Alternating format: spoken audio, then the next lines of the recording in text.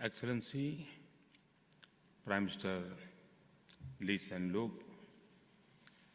Excellency, Deputy Prime Minister Shanmugaratnam ji, Honorable Ministers, Professor Tan Tai Yong, distinguished guests, thank you for the honor and privilege of delivering the Singapore lecture. I'm conscious that I walk in the footsteps of our leaders who have shaped modern India. And our relationship with this region. President Sri APJ Abdul Kalam, Prime Minister P.V. Narasimha Rao, and former Prime Minister Shri Atal Bihari Vajpayee. Mr. Prime Minister, I'm deeply honored that you have joined us here.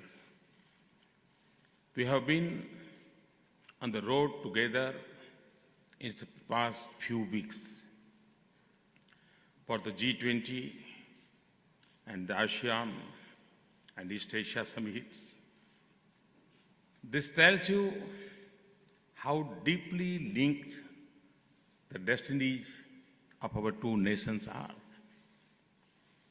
To the people of Singapore, on 50 years of independence, I extend the greetings and the good wishes of 1.25 billion friends and admirers.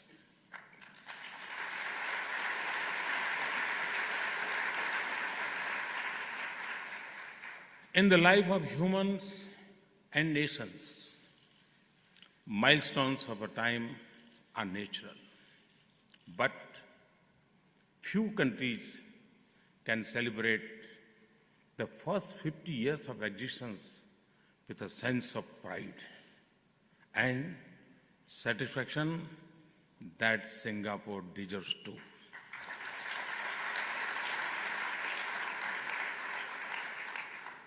And I can do no better than to begin with homage to one of the tallest leaders of our time and the architect of modern Singapore, Lee Kuan Yew, to capture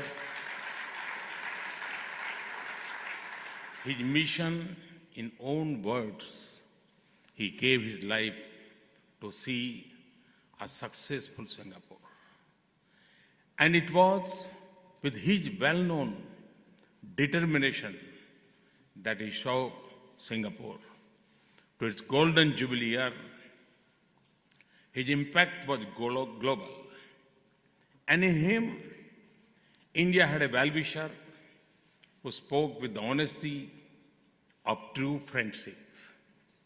He believed in India's potential at home and her role abroad more than many in India.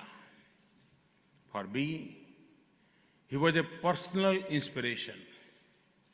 From his Singapore stories, I drew many lessons. The most profound, yet simple idea was that transformation of a nation begins with a change in the way we are. And that it was as important to keep your city and surroundings clean as it was to build modern infrastructure. For me too, in India, the Swachh Bharat campaign is not just a program